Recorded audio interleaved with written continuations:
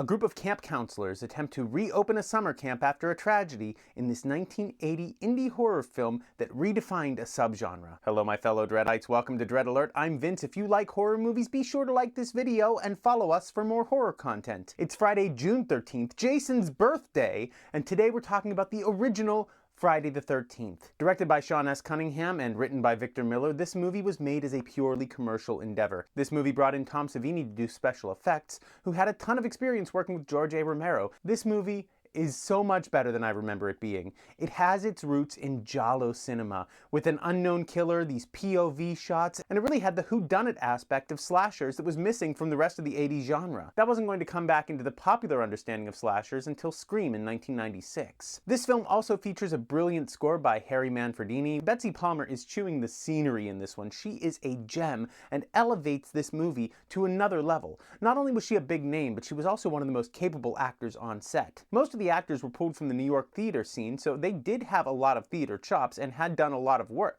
Adrienne King as Alice was found through a nationwide audition search, and she didn't have a SAG card. She was relatively unknown, but she had a lot of improv experience, which really lent itself to this film. The realism of this film is anchored by the performances and the location. Most of the sets weren't even built for the film. I love the idea of all these people showing up, Tom Savini showing up, bringing his chinchilla, and just getting together to make a movie. They weren't worried about making high art. They were worried about making a movie that made money and made people afraid. I love the reveal of the killer. I love the score. I love the location. I love the practical effects, even though there's only about 46 seconds of gore in this movie. It would set the template for the movies that came after it in the 80s. It would set the template for the sequel craze, and it would start to elevate the gore from what we saw in Halloween throughout what we get towards the later part of the 80s and into the 90s. This movie explores themes of sexual repression, specifically with Betsy Palmer as Mrs. Voorhees. They actually dressed her in long underwear and bulky sweaters to make her appear more masculine. They cut her hair,